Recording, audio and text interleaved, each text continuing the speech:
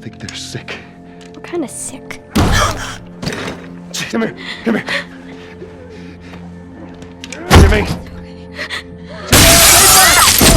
Jimmy, I am warning you.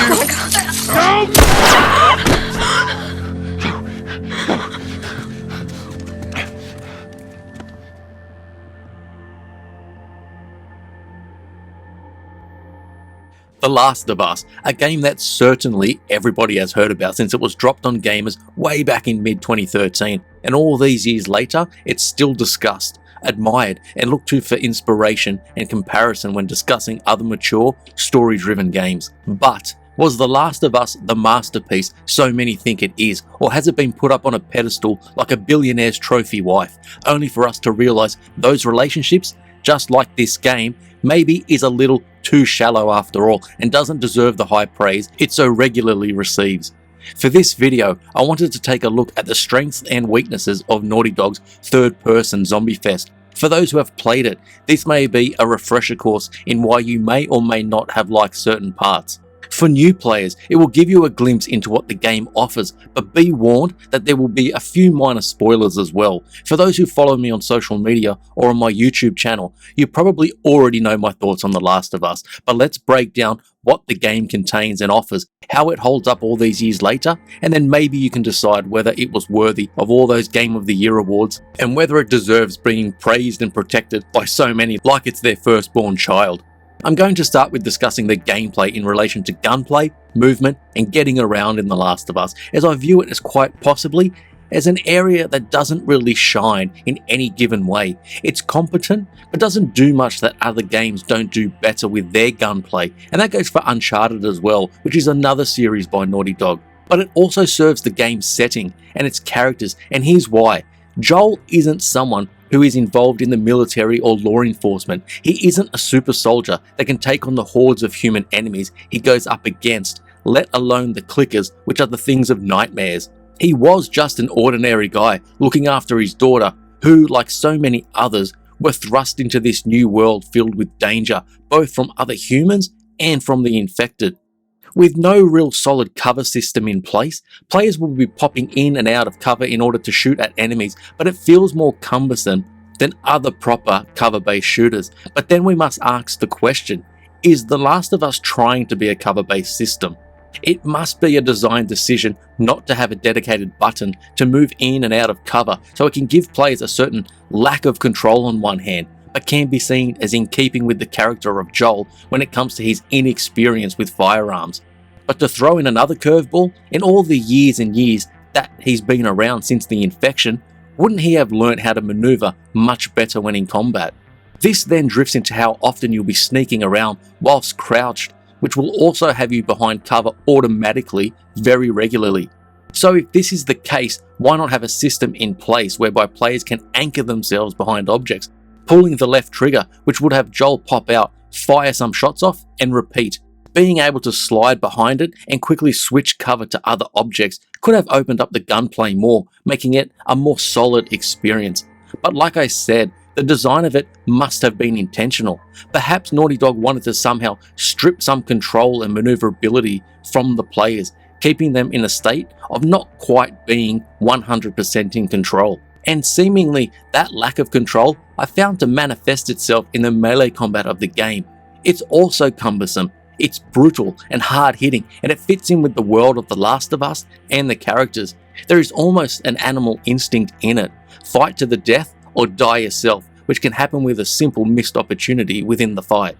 Then we have how we traverse the environment of The Last of Us. Being that it is a pretty straightforward linear style of game, there isn't much to it apart from several examples. Now the term linear oftentimes has some sort of negative connotation these days, in that if a game isn't open world or offers hundreds of hours of gameplay, then it's somehow inferior. The Last of Us being linear is a good thing, which I'll get to later, but players are usually wandering from area to area, defeating any enemies or meeting up with important NPCs until they move on to the next area.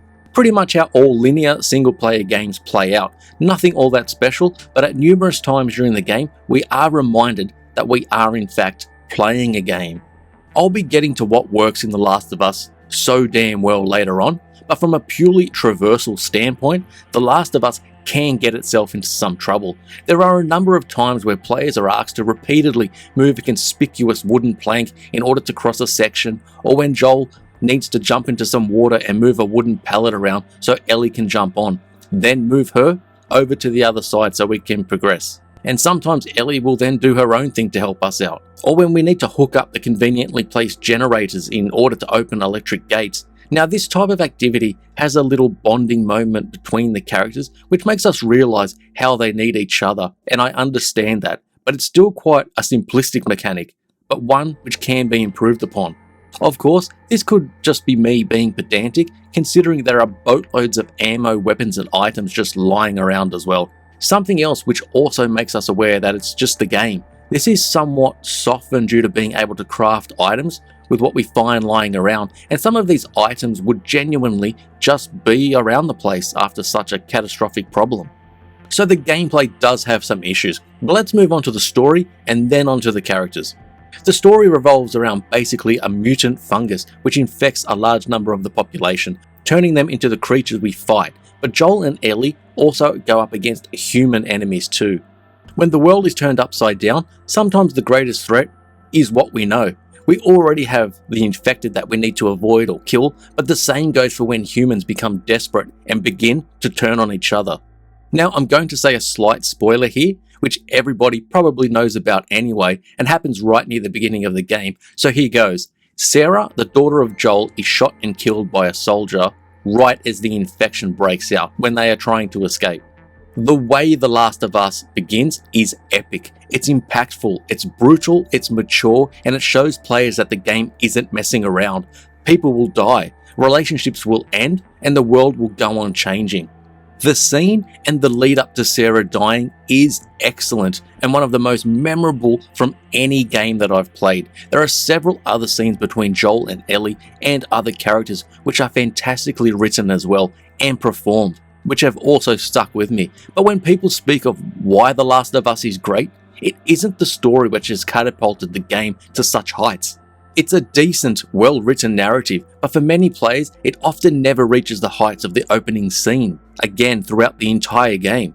And I understand this point of view as well, as the beginning is just such a great introduction to the characters, this world, and getting a glimpse of the past and how everything began. The rest of the game is often more slower paced apart from some scenes, but these can be spaced out as well. The story is the vehicle which carries the strengths of the game forward. And its greatest strength, without doubt for me, is the characters themselves, the relationships between them, and the interactions amongst each other, which elevates The Last of Us to be what many people feel it is. A classic, a masterpiece, a brilliant piece of character development. But why do people feel this way?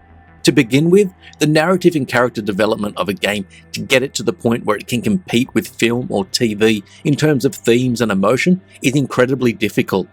The first difficulty lies in the player interaction that occurs with a video game. Even though The Last of Us is linear and structured, it is broken up by its gameplay, exploration, and player input like all games are. Films and TV are completely non-interactive and thus are in complete control of the creative team. So, the first issue that The Last of Us needed to overcome was that of making players believe that the events taking place could actually happen, then convey that severity through its characters and in particular Joel and Ellie. As touched on earlier, the story is often cited as fantastic and a major part of what makes The Last of Us so great, but it pales in comparison to the triumph of these two characters. So this isn't a review of the game such as graphics, sound and gameplay and all the rest, but we need to make mention of the visual detail and voice acting. The world around us in The Last of Us conveys the situation at all times with the small details of devastation, such as the overgrowth of nature and the junk lying around, but it's the character detail and performance which needed to shine through, and it did. If a game is going to delve into the mature and violent, then the characters themselves have to move and behave as a real person would, as much as they can. The character models and their animation conveys the emotion and seriousness of what is being said. Then there's the delivery of the script by Troy Baker and Ashley Johnson, which is simply spot on, and the voice talent goes through to all of the supporting cast as well. What accompanies all this is a great soundtrack throughout the entire game. It's often quite subdued and remains in the background, but there are 2 or 3 pieces of music that can really stick with you long after the game has ended. And that's mainly due to what happens in those scenes. And here is where I flip the argument around again, and a criticism of The Last of Us can be that it isn't so much of an amazing game as it is some amazing scenes with some gameplay segments in between them. I mean, if I've already said the gameplay isn't that great, then this could very well be true. If you want more details surrounding these scenes, then check out my other Last of Us video, which goes into much more detail in regards to these scenes and the character relationships. With such a strong opening to the game, many players are waiting for that next scene which equals or surpasses it. Now, in my opinion, there are several scenes later in the game that surpass the shock factor of the opening, and really, that's what it is. The death of Sarah is there to shock the player into the world of this game, but later, the shock value gets dialed down and the emotion and complications that manifest themselves in relationships are brought to the forefront. So I've taken a look at all the areas or reasons why people may think The Last of Us is overrated or considered a classic when perhaps it shouldn't be. But could The Last of Us actually be underrated? Just to touch on that thought for a moment, for a game that receives so many Game of the Year awards and often comes up in the conversation when discussing the greatest games of all time, or at least the greatest games of the PS3 generation, how could it possibly be underrated or deserving of more accolades? Now, there is absolutely no way any game could be absolutely amazing to all players, a unanimous opinion of greatness. That isn't going to happen, as many gamers will always not like any game. And I'm not here to change anybody's opinion about The Last of Us either, for better or worse. But perhaps the greatest problem that faces this game, especially for new players, is just the sheer weight of expectation from many players going into it, plus the hype and reputation that surrounds the game. Going into it sight unseen without knowing anything about it could mean the game reaches the heights for even more players than it already does, but often when expectations are so high, the only way is down. When we play The Last of Us and start to deconstruct the pieces which make it up, it isn't a game that redefines multiple genres at the same time, whether that be all of these years later or even at the time it was released. Depending upon what certain players are wanting to get from the game will ultimately depend on how good they end up thinking it is. We have the story, the environment, the gameplay and movement, the upgrades to weapons and items to help take on the enemies, but it's the journey of these 2 main characters that we join that makes it memorable. It's the first act in hopefully a trilogy or series of games which explores them and the world even further. So, is The Last of Us overrated? That's a question that only you can answer. It will be a classic to some people, good or average to others, or even something that others may not enjoy at all. When we strip all the hype, expectation, noise and console exclusivity away, it is a game that all gamers should try at some point in their lives to see why it's so talked about.